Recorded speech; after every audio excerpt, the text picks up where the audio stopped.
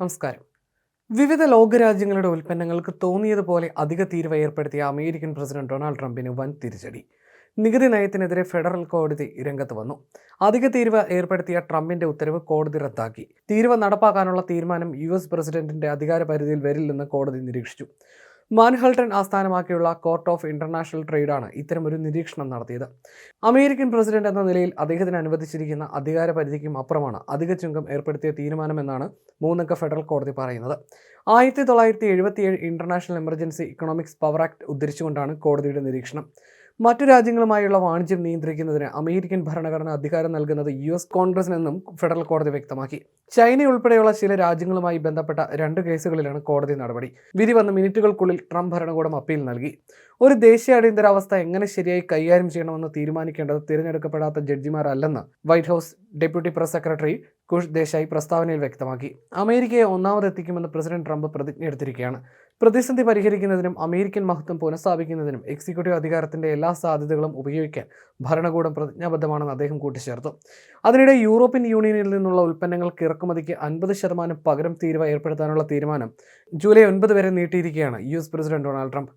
June 1 മുതൽ തീരുവ പ്രാബല്യത്തിലാകുമെന്നാണ് Trump കഴിഞ്ഞയാഴ്ച പറഞ്ഞിരുന്നത്. വ്യാപാര കരാറിൽ ഏർപ്പെടുന്നത് സംബന്ധിച്ച ധാരണയിലെത്താൻ കൂടുതൽ സമയം വേണമെന്ന് US പ്രസിഡന്റ് ഡൊണാൾഡ് ട്രംപുമായി European commission president Ursula von der Leyen നടത്തിയ ഫോൺ സംഭാഷണത്തിൽ ആവശ്യപ്പെട്ടു.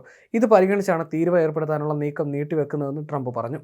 തുടർന്നും ചർച്ചകൾ നടത്തി ധാരണയിലെത്താൻ ശ്രമിക്കുമെന്നും ഉർസുല വോൺ ഡെർ പറഞ്ഞു. ചൈനയുമായി 90 ദിവസത്തേക്ക് അമേരിക്ക താൽക്കാലിക വ്യാപാര കരാറിലെത്തിയതോടെ വ്യാപാര യുദ്ധ സാഹചര്യങ്ങൾക്ക് അയവ് വന്നിരുന്നു. എന്നാൽ യൂറോപ്യൻ യൂണിയന് 50% തീരുവ ഏർപ്പെടുത്തുമെന്ന് പ്രഖ്യാപിച്ചതോടെ ആഗോള സാഹചര്യങ്ങൾ മോശമാകുമെന്ന ആശങ്ക ഉയർന്നിരുന്നു. തീരുവ ഏർപ്പെടുത്താനുള്ള തീരുമാനം നീട്ടിവെച്ചുവെന്ന വാർത്ത യൂറോ വില പിടിച്ചുയർത്തി. ഡോളറുമായുള്ള വിനിമയത്തിൽ യൂറോ ഏപ്രിൽ 30 ശേഷമുള്ള ഏറ്റവും ഉയർന്ന നിരക്കിലെത്തി. അതേസമയം കാനഡയ്ക്ക് വീണ്ടും പുതിയ വാഗ്ദാനവുമായി ട്രംപ് രംഗത്ത് വരികയും ചെയ്തു. അമേരിക്ക ഇപ്പോൾ തയ്യാറാക്കിക്കൊണ്ടിരിക്കുന്ന മിസൈൽ പ്രതിരോധ സംവിധാനമായ ഗോൾഡൻ ഡോം തീർത്തും സൗജന്യമായി കാനഡയ്ക്ക് നൽകാമെന്നതായിരുന്നു വാഗ്ദാനം. എന്നാൽ അതിന് അമേരിക്കൻ പ്രസിഡന്റ് ഒരു വ്യവസ്ഥ മുന്നോട്ട് വച്ചിട്ടുണ്ട്. കാനഡ അമേരിക്കയുടെ 51ാമത് സംസ്ഥാനമായി മാറണം, എങ്കിൽ മാത്രമേ ഈ സൗജന്യം ലഭ്യമാകൂ.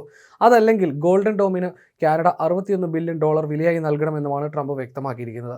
നേരത്തെ കാനഡ ഗോൾഡൻ ഡോം സംവിധാനത്തിന്റെ ഭാഗമാകാൻ താൽപ്പര്യം പ്രകടിപ്പിച്ചിരുന്നു. അമേരിക്കയുടെ സംസ്ഥാനമായി മാറിയാൽ ഗോൾഡൻ ഡോമിന് വിലയായി $0 തന്നാൽ മതിയെന്നും ട്രംപ് സമൂഹ മാധ്യമത്തിൽ കുറിച്ചു. തന്റെ വാഗ്ദാനം കാനഡ പരിഗണിക്കുകയാണെന്നും അമേരിക്കൻ പ്രസിഡന്റ് സൂചിപ്പിച്ചു.